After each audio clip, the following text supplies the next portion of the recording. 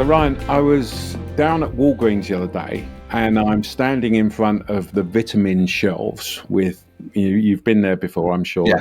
Hundreds of bloody vitamins that you can buy, and I'm just looking at it, thinking, bloody hell, how do you make head nor tail of this lot? And my eyes got drawn towards these products, and instead of saying calcium, men's vitamins, women's vitamins, 50 years old and above, or whatever it may be, or silver, or whatever it is that they have nowadays. I was really interested, and I actually took a photo of it. They said, and this was like the big text that drew my eyes. They said sleep, stress, chillax, combating. You need more chillax, Colin, in your life. I've told you that many times. Yeah, I bought 10 of them. Yeah. But it made me think. Yeah, and then I looked at all the other ones, and as you're aware, there's hundreds of the bloody things. I thought that's how they're differentiating themselves, and that is how I would look at something. It's like, what's the business problem? Right. Yeah, makes sense. Yeah, and yet it's so intuitive if you're on the production side, if you're the business, to focus on the attributes, to focus on what you're selling. Like, I know this is vitamin B12. Like, that should be what people are. But people are not looking for vitamin B12. I've just dug myself a hole here. I have no idea what vitamin B12 does, but it's kind of the point, right? Is that this is almost a curse of knowledge phenomenon. I'm currently working on a book which should be ready sometime in the next 10 to 12 years. But I was talking over with a friend about this book, and I was explaining it, and I did exactly what a lot of these vitamin manufacturers are doing. And this book is what I was focused from my perspective on this phenomenon that I think is very interesting. And she said to me, but like, why would anybody else care about this? Like, what's the problem that this would allow people to solve? And that was very helpful for me to reframe it. Yes. So, to reframe it away from vitamin B12 to sleep, or whatever that the problem is that people want to solve. Yes. I think this is very common. I want to know why vitamin B1, 2, 3, 4, 5, 6, and 7 are not really important. Yeah, no, you don't want those. Those are inferior vitamin Bs. Anybody will tell you that. You want to go straight to 12. 12 or nothing, I think. Yeah. So, and coincidentally, we then also had a pickle that one of our listeners has written in, basically saying. So you went from the vitamin aisle over to the pickle aisle, and you're just kind of like walking your way through the store. I do love a pickle. I tell you what, I do. We were actually in Publix the other day, and I was filling the cart full of pickles, and I was thinking about this as well. But did you tell your wife this is for the podcast? This is for the podcast. Yes, I need more pickles. So for those people that don't know what pickles are, they're basically business problems. And a listener has written in basically saying, how do I differentiate my offering and my experience? So we're going to differentiate ourselves a little today, because we theme two things on this show. One are pickles, which is, as I say, business problems. And if you have a business problem, if you want Ryan and I to pontificate about how to resolve that problem, then all you need to do is go to beyondphilosophy.com/pickle. That's beyondphilosophy.com/pickle. And you can actually even record your problem. The second thing we do is 5 rules, which are 5 rules for whatever it may be. And guess what? We're really providing value today, mate, because we're going to do both at the same time. God, I bet I hope none of the listeners were driving at this particular time, because I'm sure that they would have got nearly crashed in excitement of us doing pickle and 5 rules. Yes, too exciting. Can't remember. No, I mean, I think that this, like I said, I think this is super common, that we don't look at things from the customer's perspective, and so therefore we fail to differentiate the offering. Because if you're focused just on the vitamin, I assume vitamin B12 is more or less the same regardless of who's manufacturing it. But there are ways that you could potentially differentiate your offering by getting outside of the offering itself and more into the experience. Yeah. And one of the things that bugs me is, and I tweeted about this a little while ago, I ordered some I ordered some vitamins because my kids are into all this stuff and they tell me what I should have and what I shouldn't have. And I ordered this jar of B12, in fact it was. Of course And it it was. came in a blue bottle, which was probably 4 or 5 inches high. Okay. And when I opened the bloody thing, there were, it was about a quarter full, if that. Yeah. Yeah. And it really annoyed me because I was just thinking of sort of the waste and Yeah. all that type of stuff. Um, and they'd also made the bottle dark blue so you couldn't see it. Okay. And obviously they're doing all these things on purpose, but as an experience, it just made me go, nah, I think that's Yeah, but that's it's not wasteful, Colin, because inside that bottle was enough cotton for you to be able to sew yourself a shirt. So they're doing you a favor. They're helping you. they were. So let's get into it. So we're talking today about how do we differentiate our offering or our experience, and we've come up with these 5 rules. So rule number 1 is uh, different means different, not just a bit different. Okay. And for me, what I'm trying to get through to here is it's not about copying others. Okay. All too often we just I see organizations just trying to copy other people and make things a little bit different at the edges, and that doesn't cut it basically. And I know we did a podcast a little while ago. We're trying to include the link in the show notes about best practice. I know you've got some thoughts on best practice. Well, tell us Yeah, about my the worry problem about with best best practice practice. is that it's inherently reductive. So that if Yeah, everybody's pursuing the best practice, then everybody ends up doing the same thing because apparently there's one single best practice. And so it's not an innovation strategy. This pursuing best practice might be a way of kind of getting you up to par, like bringing you up to a level set. But if all you do is pursue best practices, then there'll be nothing to differentiate you from anyone. correct. Yeah, So, absolutely, yeah, absolutely. you hear this when I'm teaching branding. I will talk to my students about a Me Too branding strategy, which is a label that's been around for a long time and maybe needs Yeah, to change now. But essentially, it's what you're describing, which is where we're going to make our brand be as close as it can be to the leading brand in the category. Like we're going to pursue them, and I talk about how like what a bad idea that is. Like sure. customers need a reason to choose you. Yeah, And so if you don't have like a difference that you can claim and that is articulable, something that people understand and can recognize. If your vitamin B12 is 0.001% purer than your competitors, like that's hard to get your arms around. Like nobody's going to really care about that. So it needs to sure. actually be different Yes. in a way people appreciate. Yeah, and I totally agree. And the other one that's I've been finding interesting recently. So you obviously know that I love technology, so I've been playing about with Chat GBT. I Mhm. subscribe to it now. Um, and the interesting bit that I'm finding with that is that obviously the data set for Chat GBT has effectively been the internet. Okay.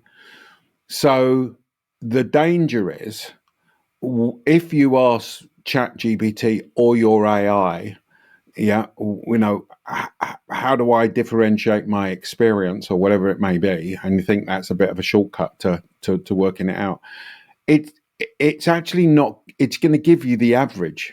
Does that make sense? Yeah. So it's by definition because it's drawn all of the data from the internet. If everybody's talking about the same thing and everyone's providing the same experience, then guess what? The answer will be the same as well as everybody else, and therefore you're not going to differentiate yourself. So that's what I think I'm. That's what we mean by differentiate. Different means different, not just a little bit different at the edges. And I Yes. think the other thing I would add to that has just come through my mind is that the danger is if you just do little bits, they're easily you can easily somebody can easily come along and copy them. They're Yeah. not they're not going to give you a big change. So I think that for me then leads us into rule number two. Yeah, and rule number two is be innovative and disruptive.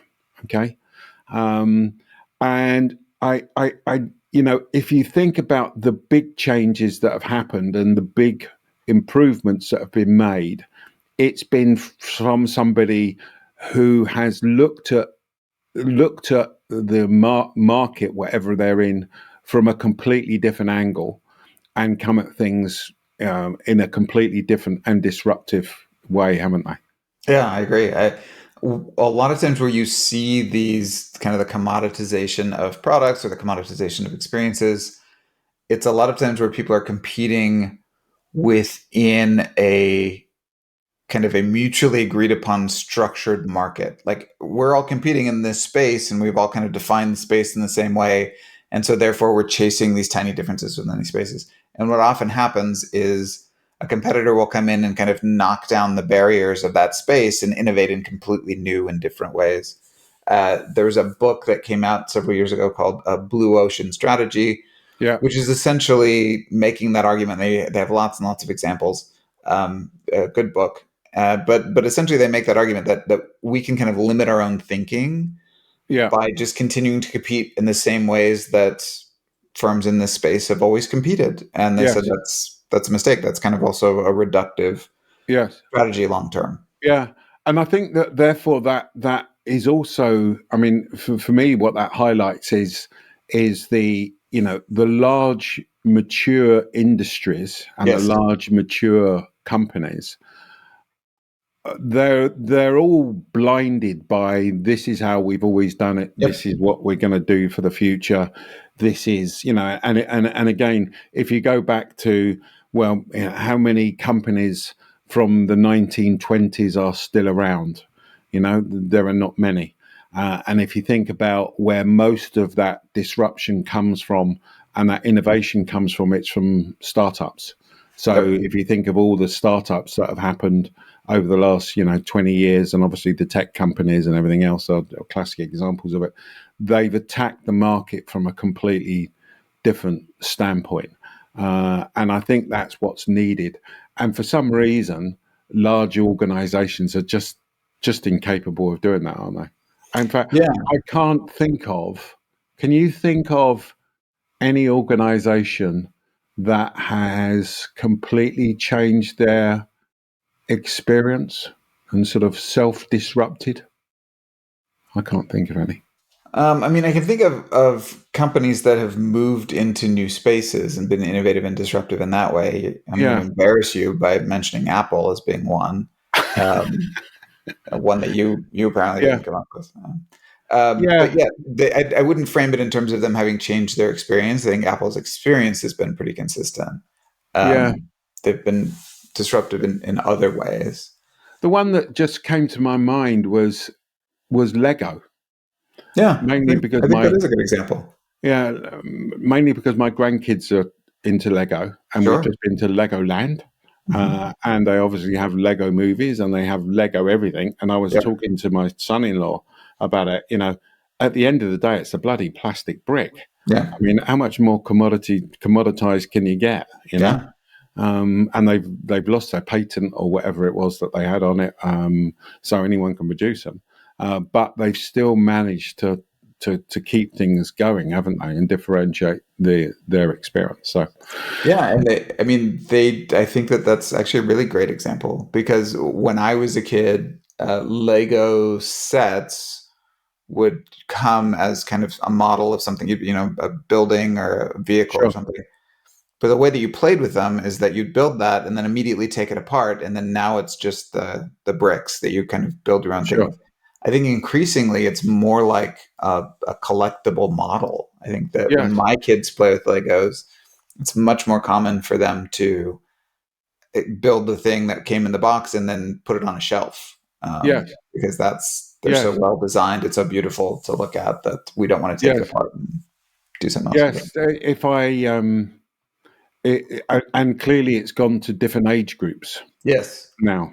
Yeah. So and some of the bloody stuff is so expensive. Yes. basically. I mean, a lot of money for people to buy it, and the technical side of they have some of these. I don't know what they call them, techniques or whatever it may be, but where they're actually virtually robots and Yes. stuff like that. So yeah, no, I mean, I must admit I do admire the Lego brand. I think they've done a really good job from a marketing perspective. Yeah, and to your point, taking something that is a commodity, these plastic bricks are, anyone can make them, and Yeah, turning it into a differentiated experience yeah. by kind of breaking down the walls of that category. The other thing, now we're actually onto an interesting theme here, actually, because the other thing I just remembered that Lego do is they involve customers a lot in the design of their services and the new products and stuff like that. And the other thing that I think that they do really well is the effectively the user guide or the instructions. Yeah. It's something simple, but we all know from putting flat Yep. packed furniture together, what a nightmare some of the diagrams can be, and they don't think about it from the customer's perspective. But again, I think Lego do a really good job in explaining what to do, putting them in different bags, so you don't have to do everything at once, and so on and so forth. Yeah. So anyway. Okay. So what else have we got here? So this is under the rule of be innovative and disruptive. So one of the other thoughts I had here was, and one of the ways you can do that is personalize things. So I think that people have been talking about personalization for bloody ages. Most organizations still don't personalize their experience. No. But I think those organizations that do and can, I think it's those small things that will make a big difference, basically. And lastly, when you're doing all of this, and this hopefully goes without saying, it's experiment with the changes. It did make me think, though, that the problem, and I always go back to the large corporates, okay, which is probably a mistake, but I always think back to my past in large corporates. If I was being unkind or maybe factual, um, uh, Factual is the best kind of yeah, unkind. Yeah. finance departments are not good at innovation and being disruptive. Yeah, Yeah. That's and not their job. it's how do you get that across? And what I was thinking is that you actually need the culture or the space or the room in a large corporate to be able to do that, which not a lot of organizations have, basically. Agreed. So number 3, define the who and the how much. So what I mean by this is that, again, let's just we've talked about Apple and Lego so far, but they know who their market is. So the who is, well, which customers are you talking about? Because it's difficult to provide that offering and that differentiated experience to everybody. Yeah, in fact, I would even go so far as to say I think it's a mistake to even try. Yes. Yeah, Yeah. because No. In fact, I now that we're in the middle of this, we should have pushed number 3 up to number 1. Like, I think that right, this is the place to start. You need sure, to know who you are trying to create a great experience for, yeah, because different types of experiences are going to be. Let me phrase that differently. The same experience will be fantastic or terrible depending on who it is that you are speaking to. Like, we've talked yeah, about the changes at Lego over the years. When I was a child, Lego sets tended to be simpler, and that increased their facility for taking them apart and using them for whatever I wanted to build later. sure, Um, right now, they're kind of more like models that you display. sure, That makes them less good for the old purpose, right? sure, So Lego identified this new segment of the market, as you mentioned, kind of the older, the more sophisticated customer, and they recognized that we could serve that market better. but at the same time, arguably they're serving their old market not as well, Sure. because Sure. now there's a lot more specialized Sure. pieces. The sets are not as conducive to kind of the old way of doing things. That was a deliberate choice that they made. They recognize there are different segments in the market. This one will allow them to differentiate. It'll allow them to, continue to be able to charge a large premium for what they're doing. And so I think that they made that switch, and I think it was a good business move for them largely. Yeah, and just building on that, I think what they feel that they've done is they concentrated on their core, let me call it their core market, their core Yep. segment. But if you think about now, what they've done is spread downwards with Duplo, Yep. yeah, to younger kids to get them involved, and they've spread upwards up the chain, and therefore they now have different Legos for different age groups, all the way up Absolutely. to adults, and then even segmented from there into Star Wars enthusiasts, That's right. car enthusiasts, so on and so forth.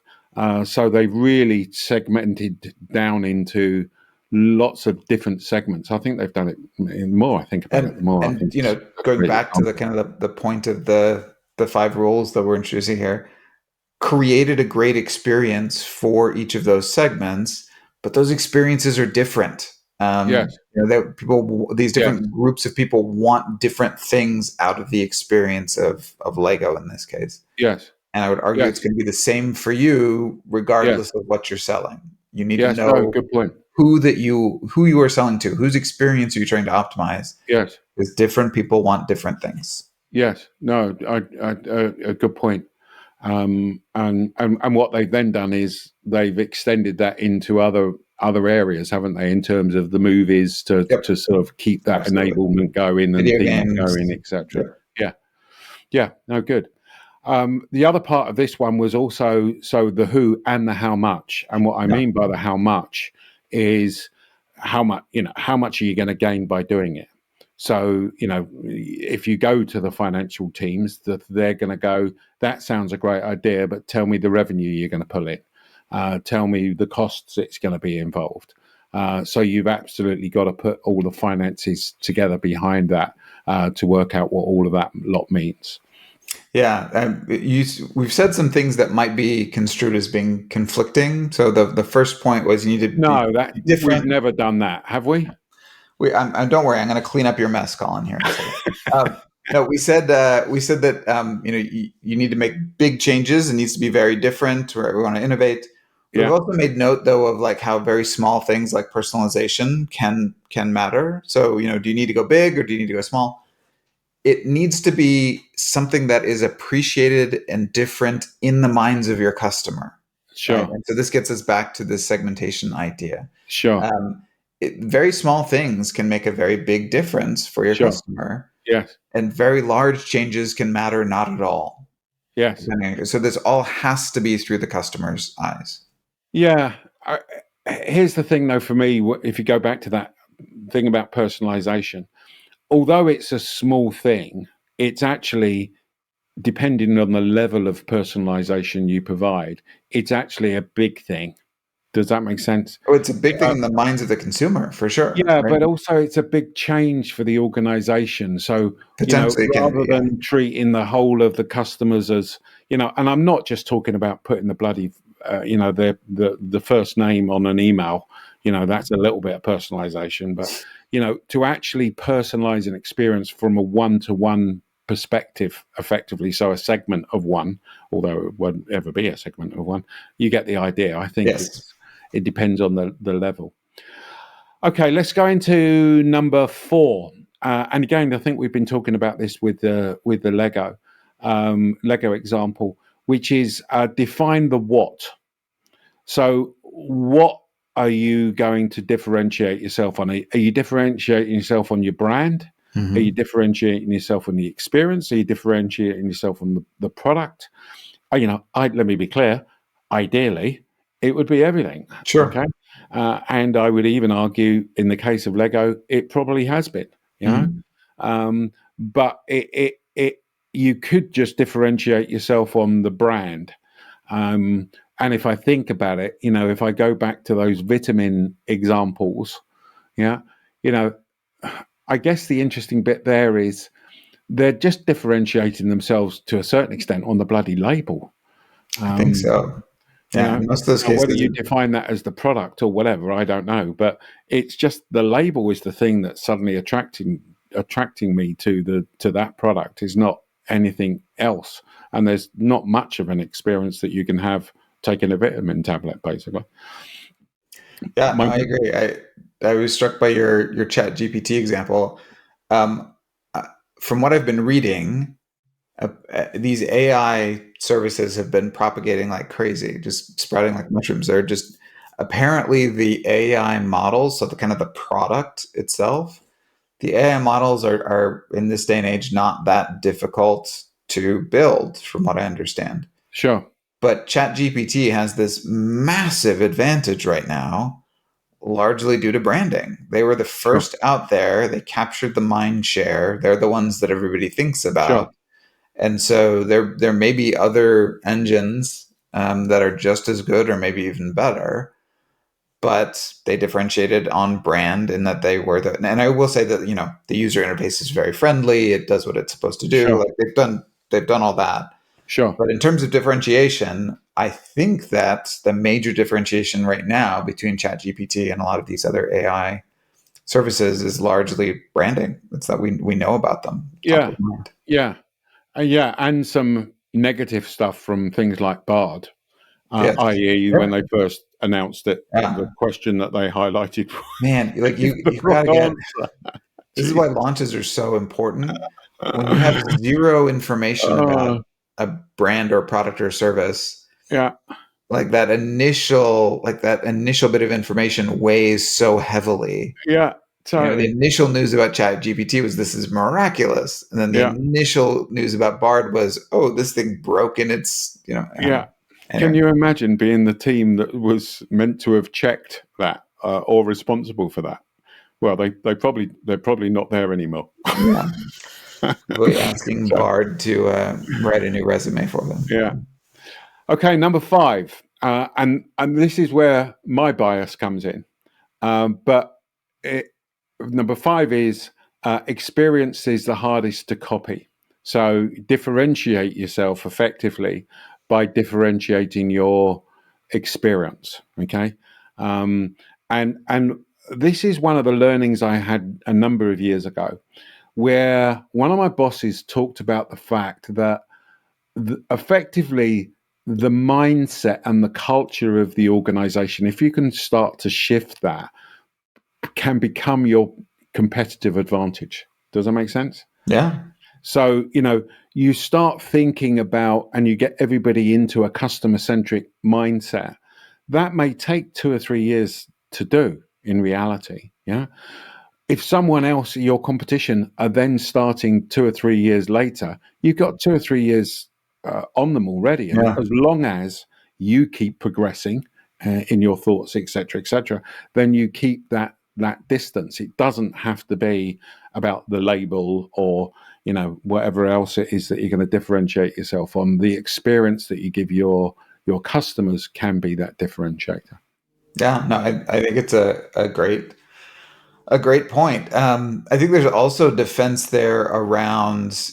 Uh, I'll put it customer information acquisition. So if I'm a customer and I've primarily chosen your offering because it has the best price for me, then as soon as I see another offering that looks comparable and has a lower price, that's a reason for me to switch.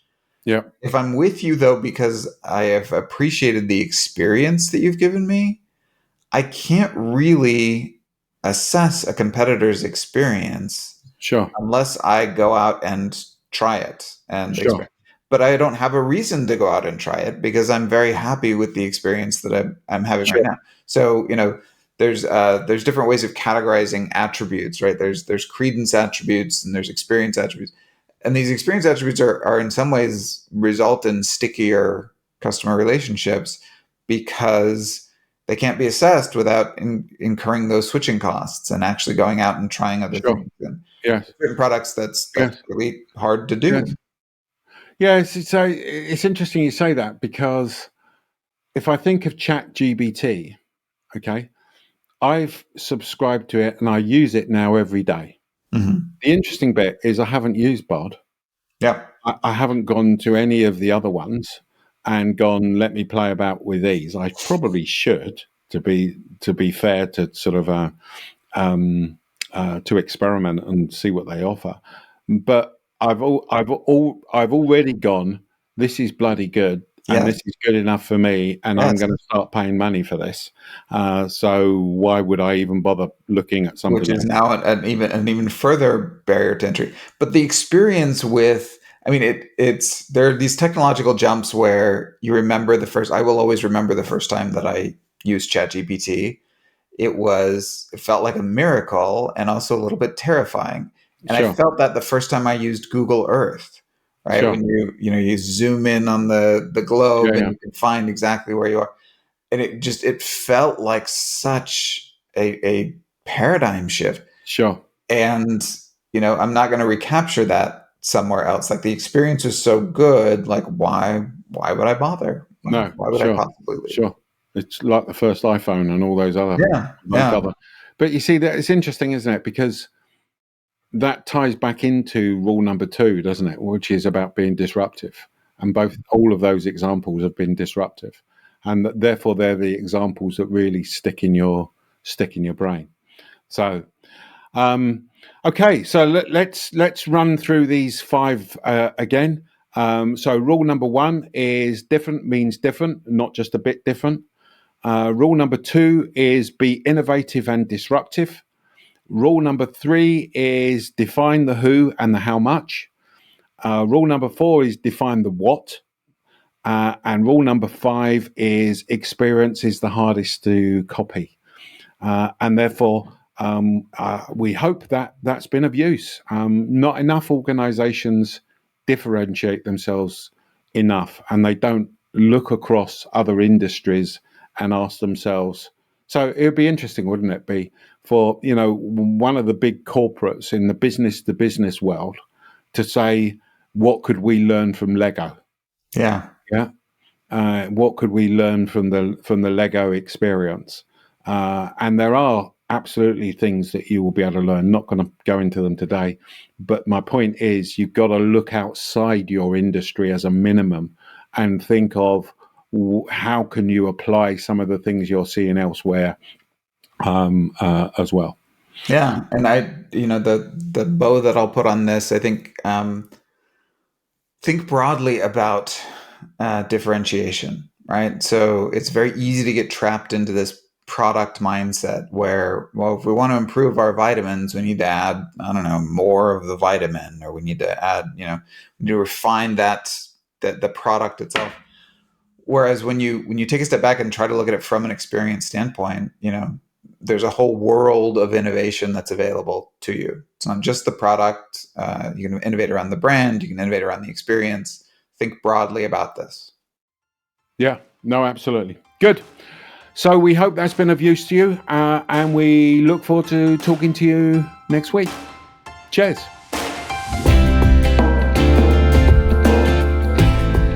Thanks so much for watching. And if you enjoyed this video, please make sure you subscribe so you don't miss an episode.